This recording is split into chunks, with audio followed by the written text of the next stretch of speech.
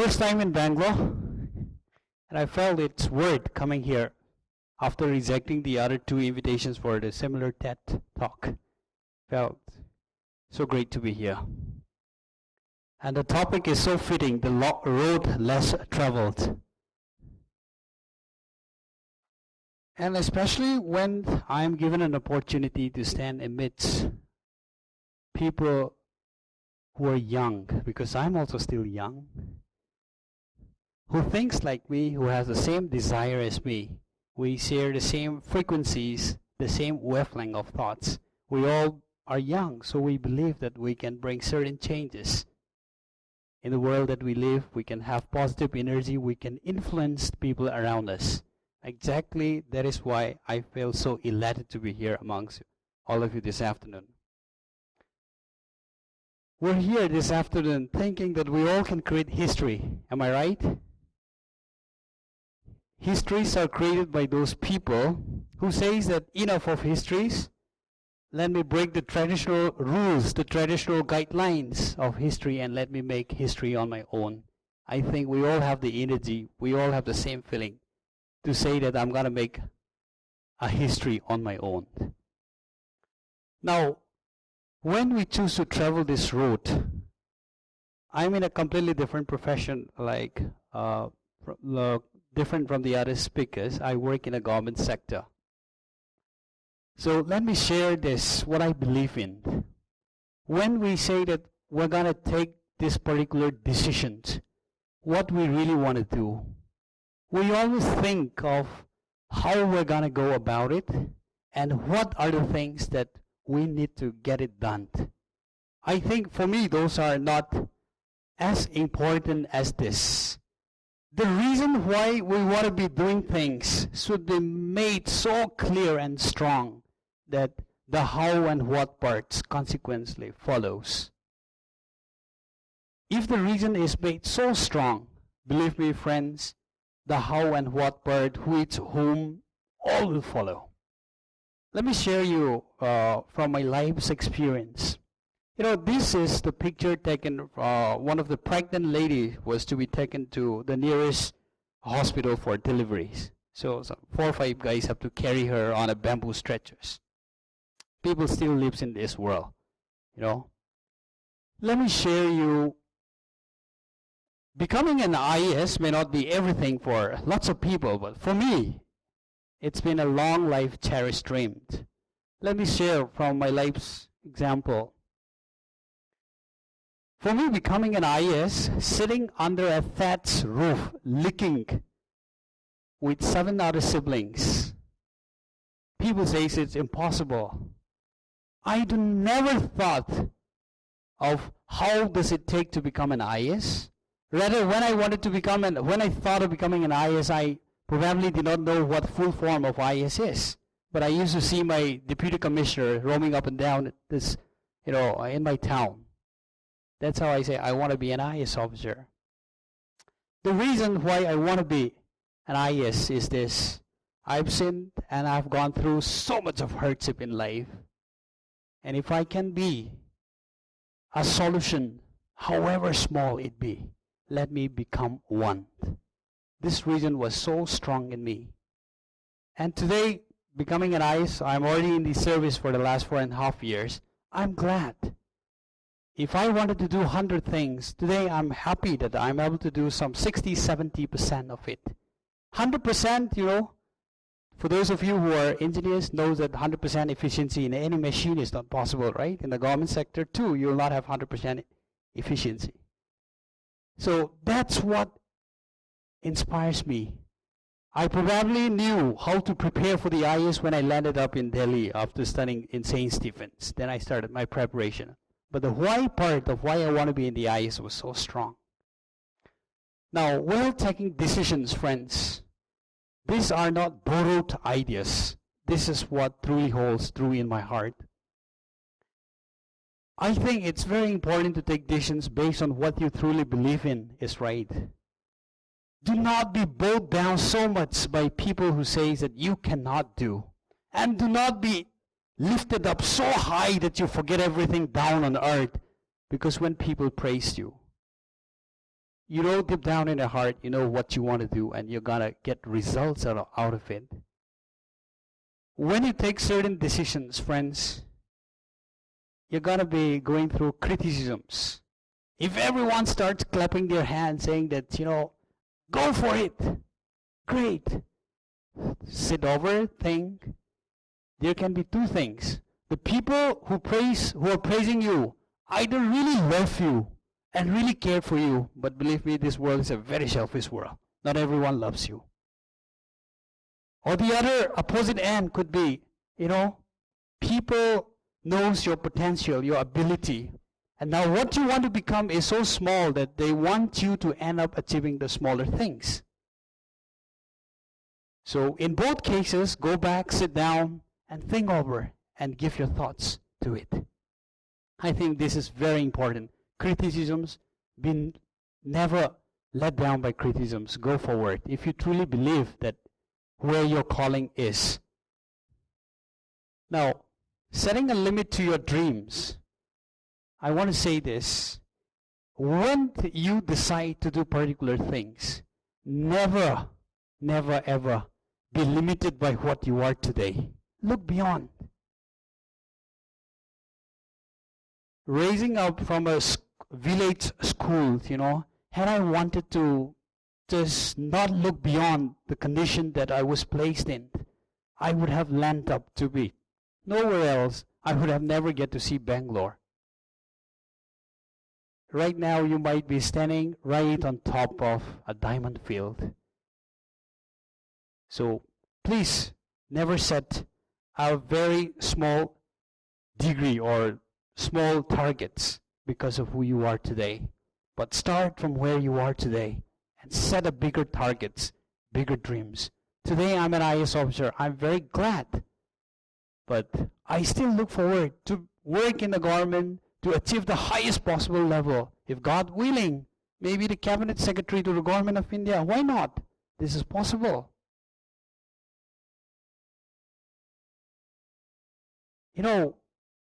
The other thing, let me just give you a demonstration.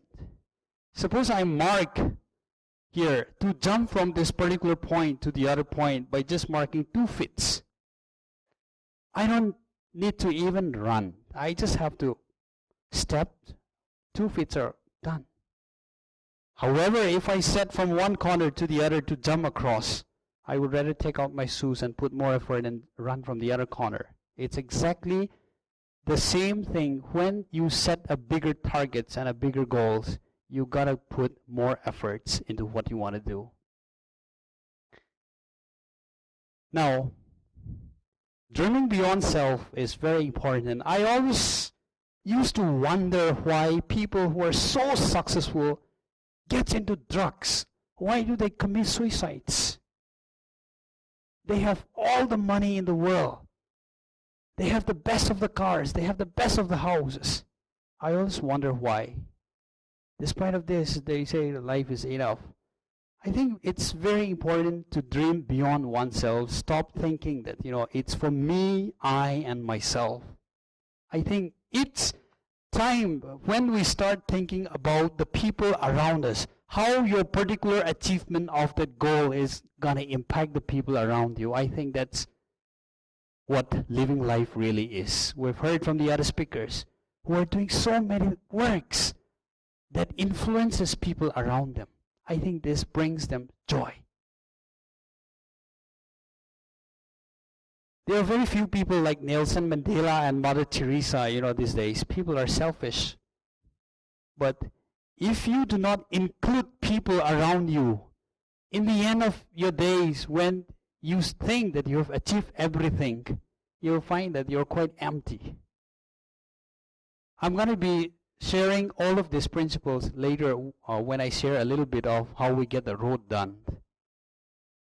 Now, I don't know the other speakers would agree or not, those people working in the corporate sectors. Today's commercial, there is a competition, about who wants to retire early. Which company will give you earliest retirement, isn't it? Retire at 35. Be CEO at 35 and retire at 40. If you're really looking forward for retirement, why work at all? Today, I'm in the IS. I believe, that I'm in a job where I don't have to work a single day because what I'm doing, I really love it. And I don't feel like that I'm being forced to work or I'm slogging. Nothing like that. I felt so good. I go to the office at 9:30, come back at 6:30, 6 sometimes. I find so great and interesting in my job. I think it's important to get into that job where we find it really interesting. I always find those people who sell things on the street. They never went to MBA colleges, like many of you are. But they make a living for themselves each day by selling their things. I used to think that, if I were to work in a BPO sector, I would make the best telephone call ever, so that the customer would feel like calling it up again whenever there is no need to. But the only thing is that you'll not get back the same person whom you called to,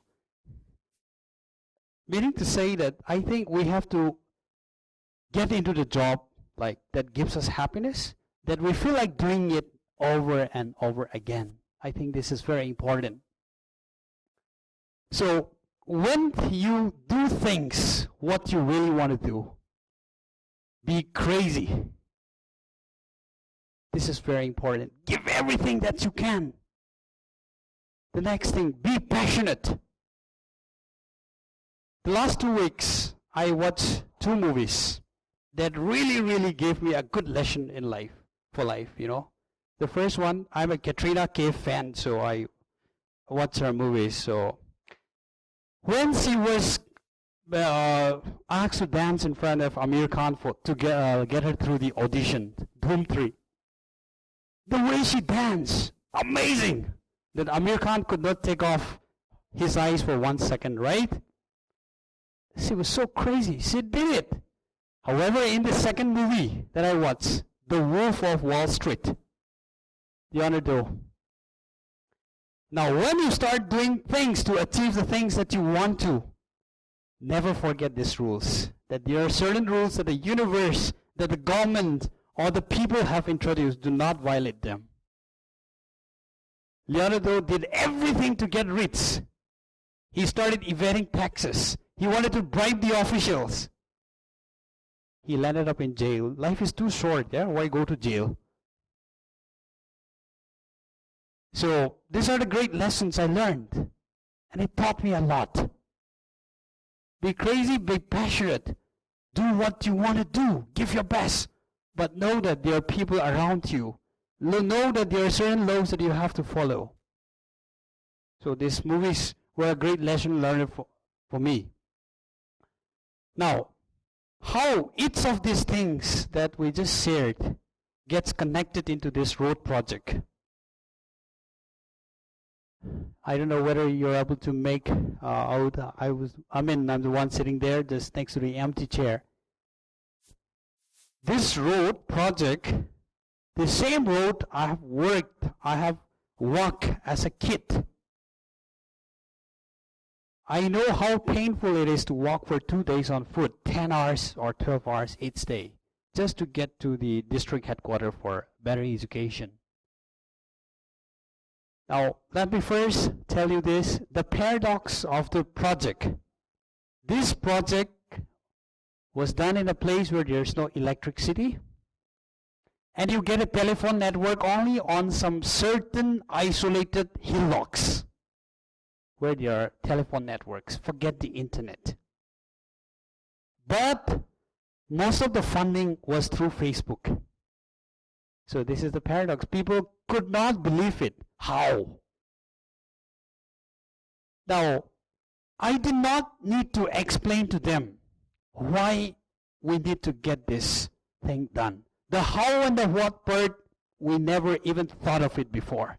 People were tired of seeing their children as young as 5 years old walking to the district headquarters. They were tired of carrying the sick patient to the hospital. They were tired of seeing their horticultural crops like the papayas, the oranges, just getting rotten in the field itself because they could not take it to the markets. They are tired of doing this dooming cultivation which are no longer productive. The reason was so clear. When I visited them as their sub-divisional officer, they asked me, wow, sir, you have become an IS officer, but why do you come walking? You say you're an officer, big officer, but you're also doing the same thing as we do. We also walk, you're also walking. What's the difference? It threw me a huge question. So I called the meeting. The reason was very clear. Once we were very much convinced that we got to do this, there was no looking back. How to do and what to do started flowing. We got contributions from over 25 countries. Now, how did we get the road, this project, so passionately done? Every morning at 7 o'clock or 6:30, people wakes up early there. Women and kids comes with their spades and with all the tools to dig the road, 100, 150 of them every day for 7 months. It was very hard, no doubt, to keep the enthusiasm of the people going strong for a very long time. We got criticisms. When I told them that we're gonna go and do this, I went and told my boss. I went and told the people who were influential, we're gonna do this. They did not forget about thinking that we'll be able to do it. They do not even want to hear it, thinking that it's impossible. You're talking about your dreams. This road, we've been planning it for the last so many years. The government has spent a certain amount of money, so many crores, never get it done. So we thought you're an IS officer, it's time to understand, but you're not yet matured enough. That's what some of the people say. I was crazy. I said, gotta do it, irrespective of your responses. After we cut 5 kilometers, and when it came out in the newspaper, they said, are you really doing it? I told them, sir, yes, we started it, and we're gonna complete it before Christmas. When I say that people are generally selfish, they are. When we finish cutting in one village boundaries, they do not want that particular road to go into that particular spot of the village, Meaning to say that, they want the road to pass through certain land of theirs. There was so much of criticism. Don't do this, don't do that. But I say, see, we're gonna do it my way because you all have given your decision to do together. So on 17th of February when we inaugurated it, they say that, sir, had you followed what we told you to do, it would have taken us 2 years to complete. We got it done in 7 months. So, every day you wake up, and if you're able to clap your hand, you can clap your hand and smile only when you're happy, right? If you're able to do that, wake up every morning, and if you're able to do that, know that, friends, you're traveling and you have started your journey towards a road less traveled. Thank you so much. This was on the day of the road inauguration. This village saw the road for the first time. We made it an international event. We made it an international bike rally. More than 100 bikers came from all over different parts of the country, and 1 or 2 guys came all the way from Dubai and France. So we had a great time. Thank you all. And there's a slide video. Okay, this should not be included as a part of my talk because I have not taken permission or license from the CNN-IBN people to show this.